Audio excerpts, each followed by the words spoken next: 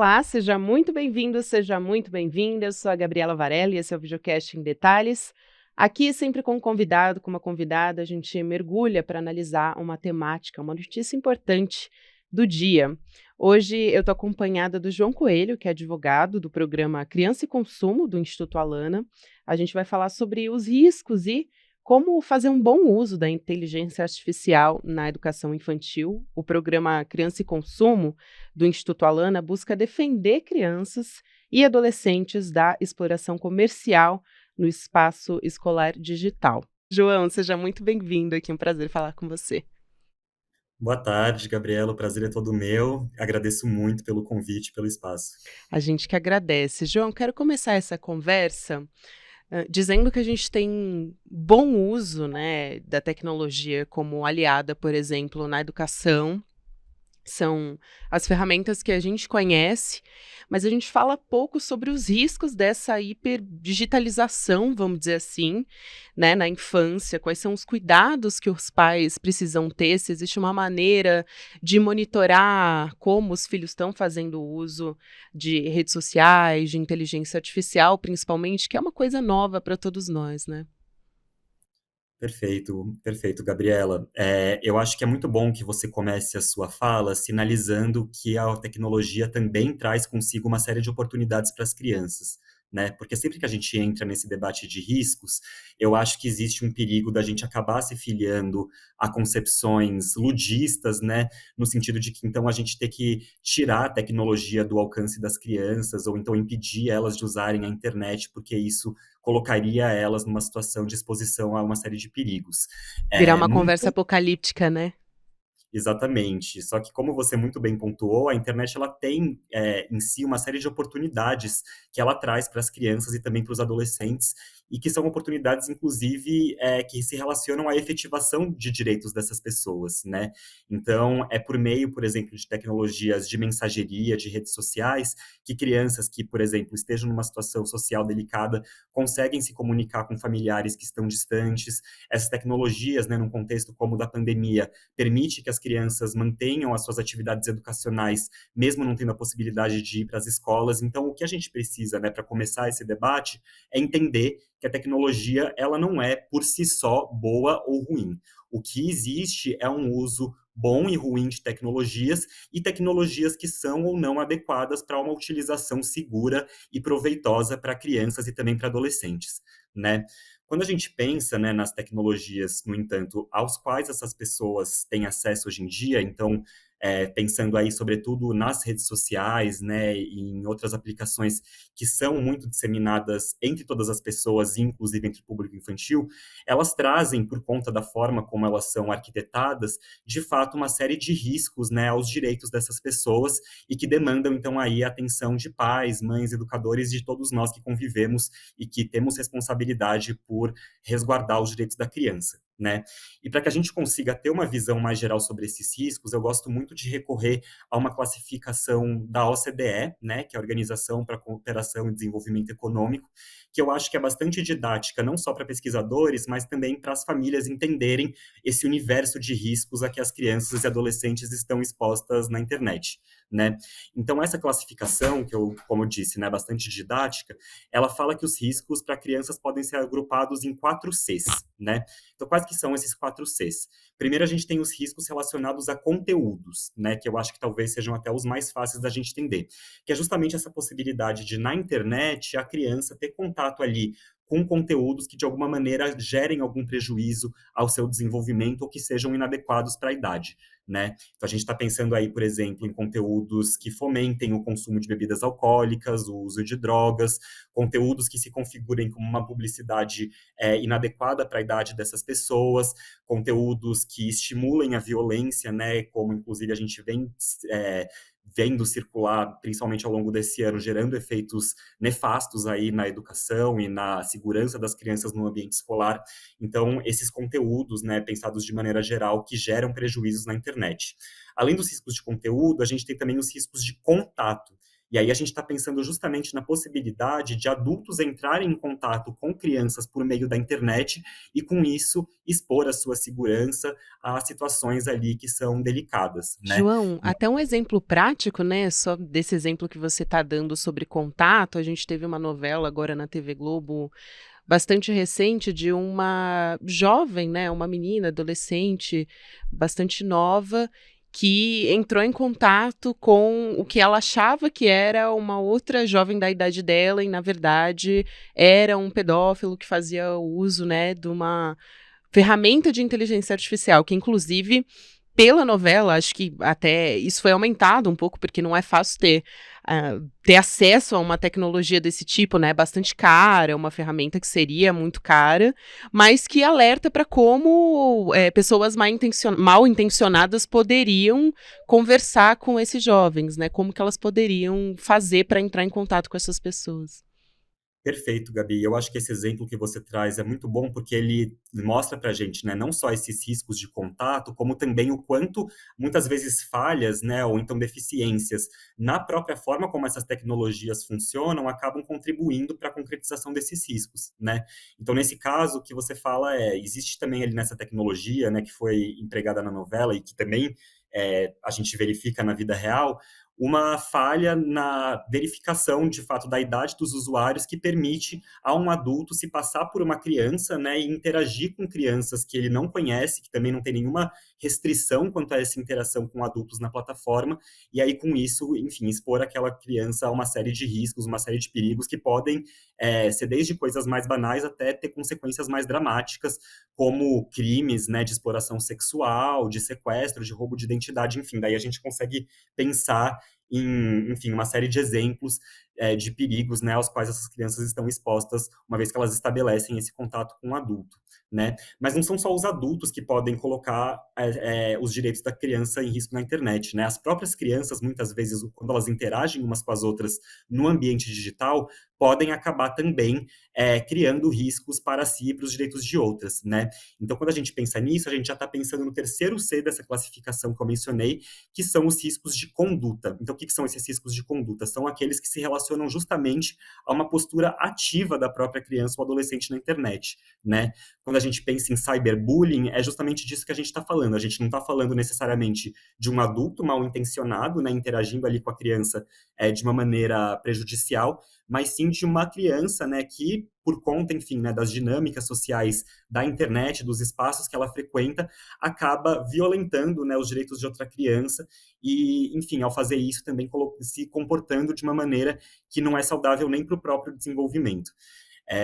Então, aí, para fechar, né, a gente tem, além desses três Cs, contato, conteúdo e conduta, que eu mencionei, a gente tem um quarto risco, que talvez seja o mais difícil, assim, de entender, principalmente para a população em geral, que são os riscos de contrato, né, que aí são riscos que estão mais relacionados às relações comerciais que se estabelecem no ambiente digital e das quais as crianças também participam, né. São os termos que Então, você aceita quando você entra numa rede social, por basicamente. exemplo, são os termos que a gente aceita, são as ofertas com as quais a gente tem contato no ambiente digital e que podem levar, por exemplo, uma criança a gastar dinheiro, inclusive dinheiro de verdade, né, para, por exemplo, comprar um acessório num jogo que na cabeça dela vai ajudar ela a ter mais sucesso ali naquele jogo, naquele aplicativo. São ofertas, né, de produtos e serviços na internet que são veiculadas de uma maneira muitas vezes abusiva, são, como você mesma disse, né, os termos de redes sociais que muitas vezes permitem que essas plataformas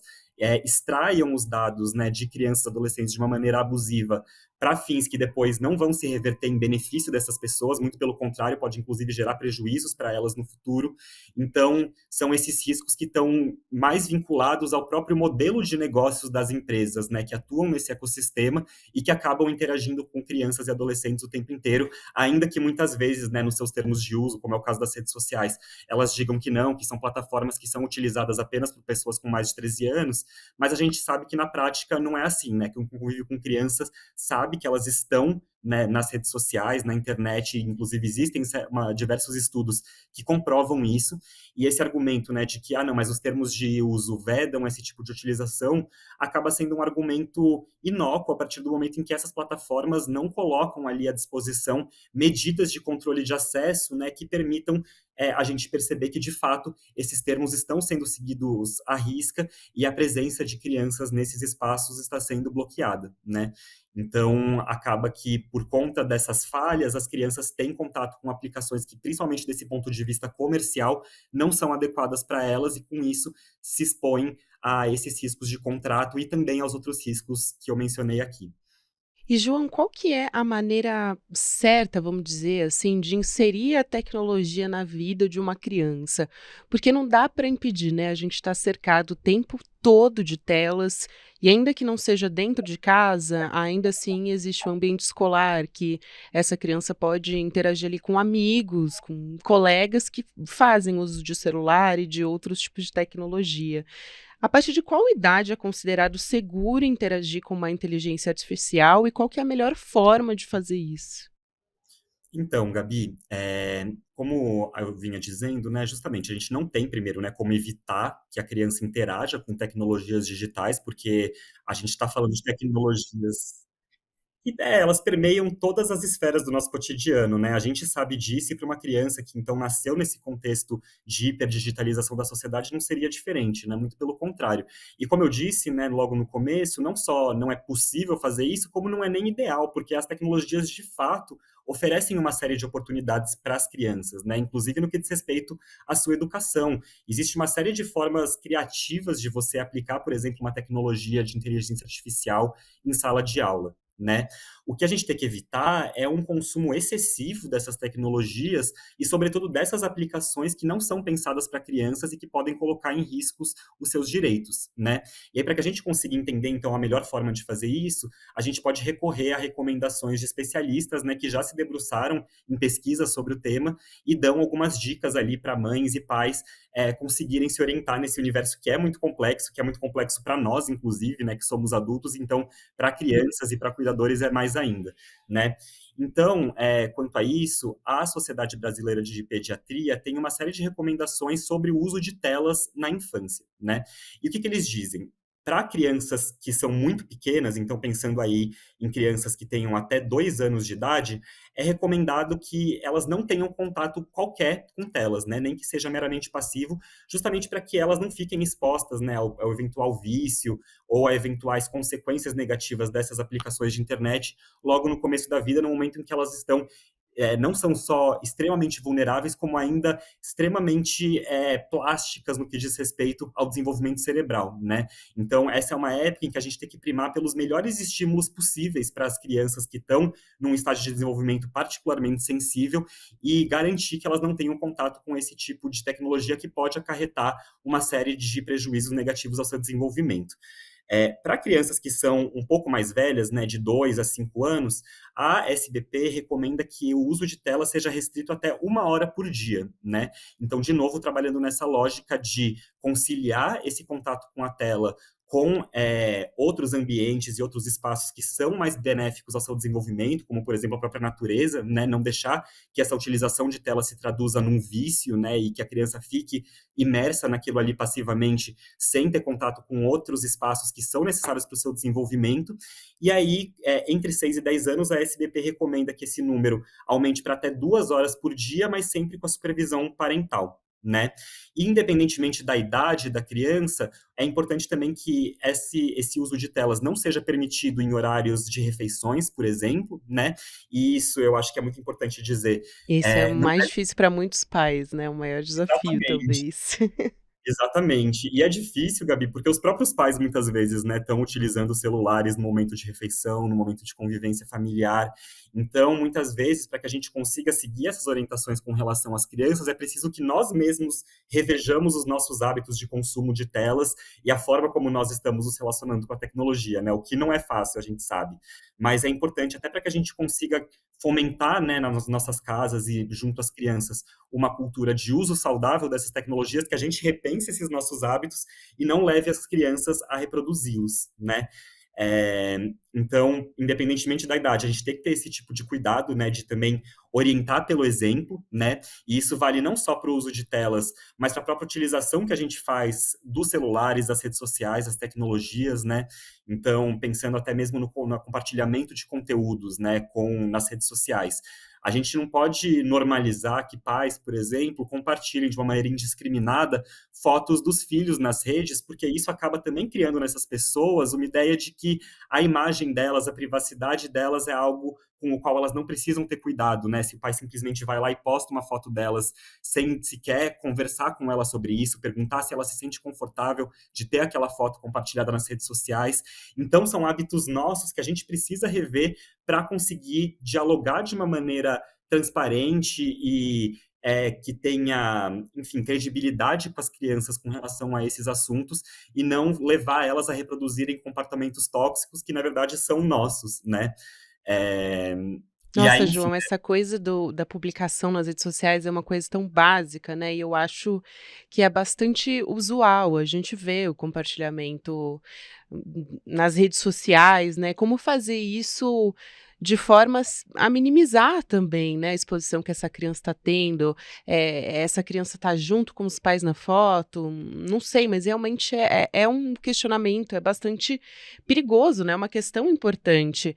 E também, além dessa coisa, né, da postagem no perfil dos pais, que podem acabar sendo utilizadas por pessoas que estão mal intencionadas, tem também a popularização das ferramentas de geração de conteúdo por inteligência artificial também, né, que abre um caminho para a criação de conteúdo de abuso sexual até de crianças que são geradas pelo próprio computador.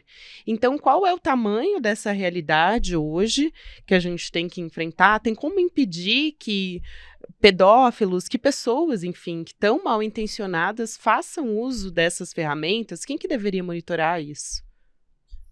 pois é, Gabi, essa questão que você coloca é uma questão que está super na ordem do dia, porque essas tecnologias, né, que a gente chama de inteligência artificial generativa, né, que são essas aplicações que têm a possibilidade de, justamente, né, por meio desse emprego da inteligência artificial, criar textos, criar diálogos, criar muitas vezes até imagens, né, de coisas e pessoas que não existem.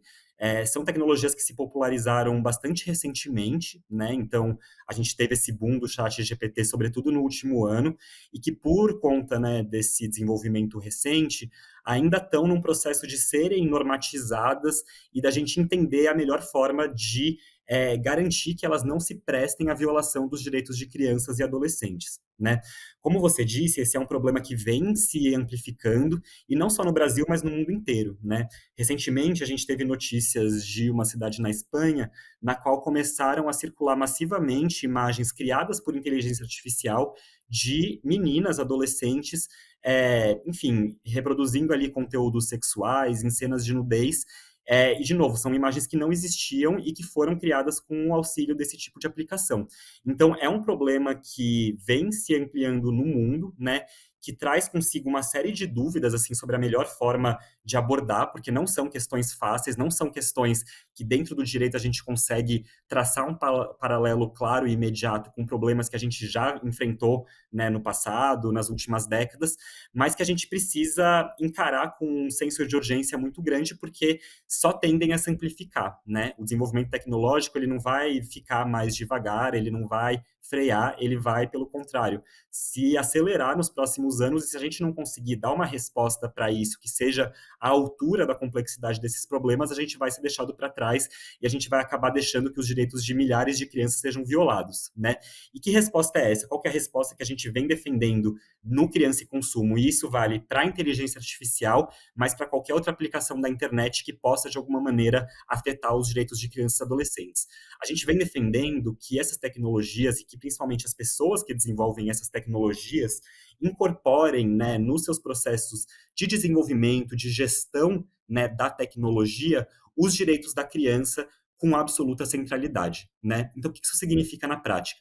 Significa que a gente precisa pensar em leis, em estruturas de regulação e em campanhas, né, voltadas a essas empresas de tecnologia para que elas sejam obrigadas, né, ou estimuladas a é, se conscientizarem, né, de todo esse universo de direitos da criança e do adolescente, que é um universo bastante vasto, né, se a gente pega ali o Estatuto da Criança e do Adolescente, a Convenção sobre os Direitos da Criança, a própria Constituição Federal, a gente vê que são dispositivos normativos que trazem uma série de disposições quanto aos direitos dessas pessoas, e esses direitos precisam ser incorporados na tecnologia desde a sua concepção. O que isso significa na prática? Significa que se eu sou, por exemplo, né, um desenvolvedor de uma tecnologia de inteligência artificial ou então de uma aplicação de internet que vai ser acessada por esse público, eu preciso, né, ao desenvolver essa tecnologia, fazer avaliações, fazer relatórios, fazer testes que me permitam chegar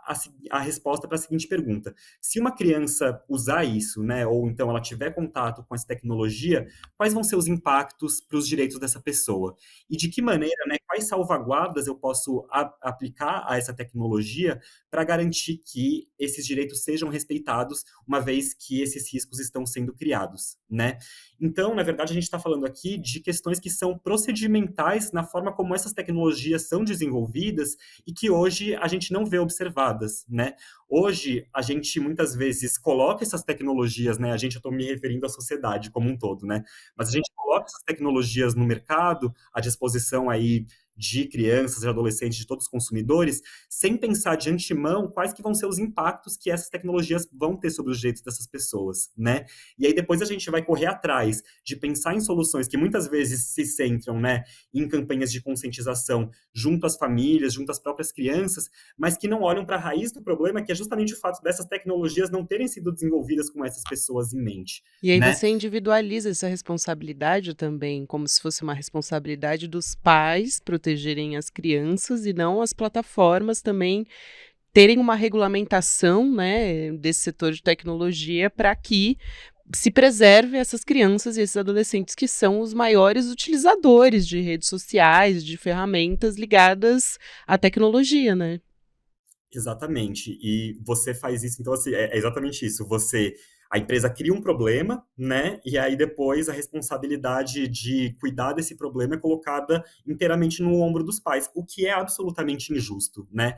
Primeiro porque, sobretudo num país como o Brasil, né, no qual a gente sabe que existem uma série de desigualdades relacionadas aí tanto ao acesso às tecnologias quanto ao acesso à educação, é muito injusto você esperar que todas as famílias vão ter condições plenas de conversar com os seus filhos de uma maneira integral sobre os riscos da tecnologia e orientá-los para o uso dessas tecnologias de uma maneira que seja suficiente para protegê-los desses riscos, né?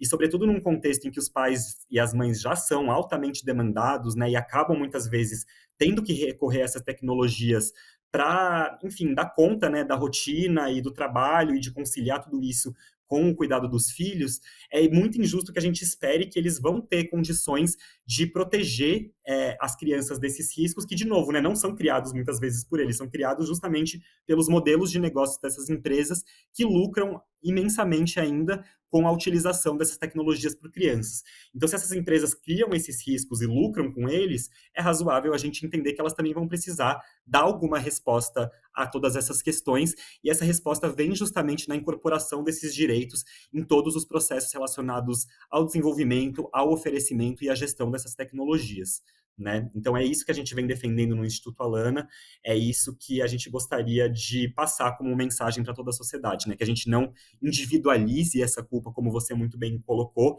e passe a encarar esses problemas de uma maneira mais sistêmica e que só vai ser resolvido a partir da regulação e de uma regulação que se volte, sobretudo, para as próprias empresas que oferecem esses produtos e serviços.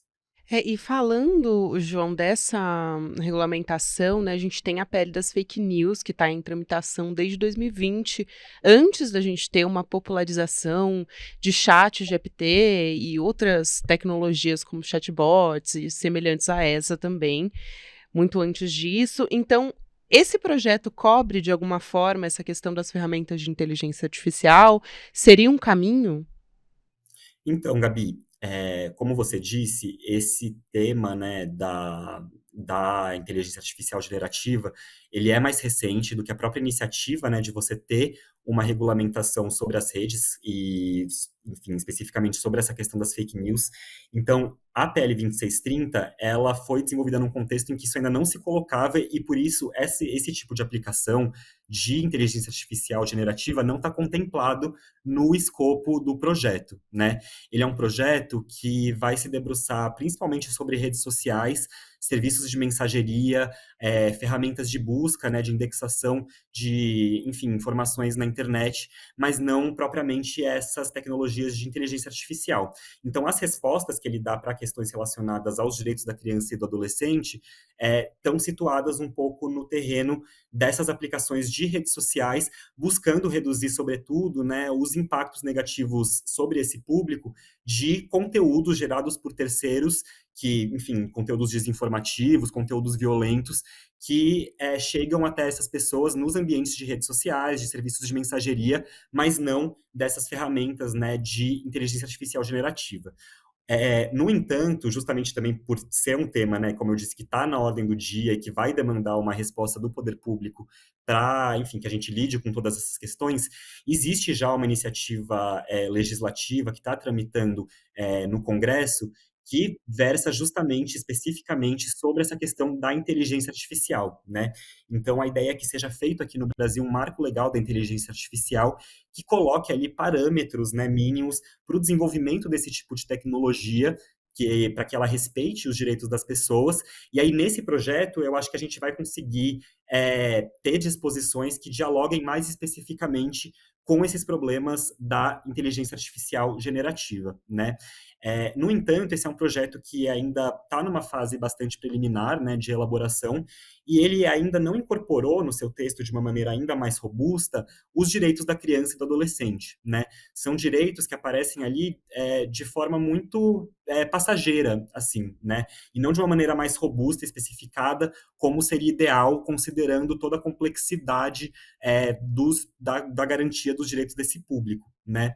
Então, eu acho que o desafio que nós vamos ter é justamente trabalhar para que esse projeto olhe para as questões, né, que são sensíveis para esses indivíduos de uma maneira mais direcionada e consiga, a partir daí, dar uma resposta a todos esses problemas que você está mencionando, inclusive no que diz respeito à inteligência artificial generativa, né? Também sobre essa inteligência artificial generativa, o projeto ele não trata dela de uma maneira muito aprofundada, muito específica, né? Porque são aplicações que se popularizaram mais recentemente e, como eu disse, que ainda vão demandar uma compreensão maior quanto à melhor forma de regulá-las, né? Mas, sem dúvidas, eu acho que essa iniciativa, por falar especificamente da inteligência artificial, vai ser a melhor arena no debate público para que a gente consiga trazer à baila todas essas questões e começar a pensar nos caminhos que a gente pode seguir dentro de uma lógica que coloque os direitos da criança no centro, a dar uma resposta para tudo isso.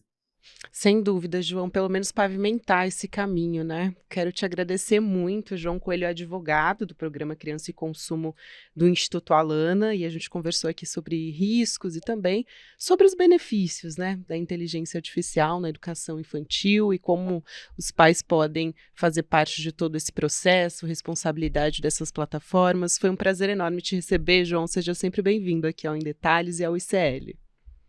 Eu que agradeço, Gabi, agradeço muito o espaço, em nome do Instituto Alana, agradeço a oportunidade de conversar e me coloco à disposição para o que for preciso. Com certeza. Um abraço, até a próxima. Até, um abraço. O Videocast em Detalhes fica por aqui. Próximo episódio vai ao ar às 10h30 da manhã, ao vivo no YouTube, por onde você acompanha toda a programação do ICL Notícias, nos canais Eduardo Moreira e Instituto Conhecimento Liberta, de segunda a sexta-feira. Você também pode acompanhar o Em Detalhes nas principais plataformas de áudio. O podcast já fica disponível a partir das 6, 7 horas da manhã para você. E para quem acompanha agora essa transmissão ao vivo no YouTube, você fica agora com o videocast Mercado e Investimentos, do André Campedelli e da Débora Maganha, e às 6 horas da noite eu volto com o ICL Notícias, segunda edição, ao lado de Chico Pinheiro e Chico Sá. Também recado importante para você, palestra gratuita com a Monja Coin, dia 28 de setembro, às 8 horas da noite. Para quem nos assiste ao vivo, essa palestra, então, já vai acontecer amanhã, com moderação do Eduardo Moreira, ele e a Monja Coin. Então, vão falar sobre como vencer a ansiedade e o estresse, assunto importantíssimo e muito atual para todos nós. Você pode se inscrever em icl.com.br/ em detalhes, não perde, fica a dica. É muito importante a gente falar sobre saúde mental, sobre ansiedade, faz parte do nosso dia a dia. Um abraço para você e até amanhã. Ela tem ajudado a desmistificar estigmas e a combater a intolerância religiosa num país onde isso é um verdadeiro problema. As armas que ela usa, os ensinamentos budistas e o amor. Monja Coen vai dar uma palestra incrível para o Instituto Conhecimento Liberta no dia 28 de setembro. Como vencer o estresse e a ansiedade. Para você se inscrever nessa aula que vai acontecer às 8 horas no horário de Brasília, é só clicar no link aqui em cima ou aqui embaixo e gratuitamente participar. Se inscreve agora e no dia 28 de setembro a gente vai estar junto para aprender com essa super pessoa que é Monja Coen.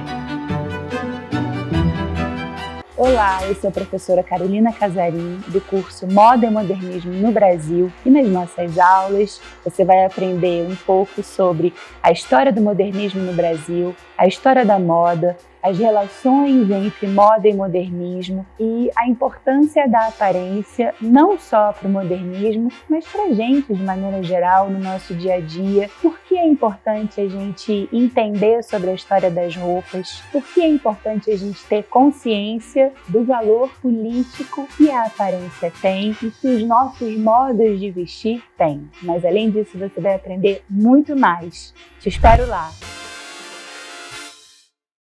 Oi, eu sou Heitor Barsalini, professor do curso A História da Alimentação no Brasil, aqui na plataforma do Instituto Conhecimento Liberta.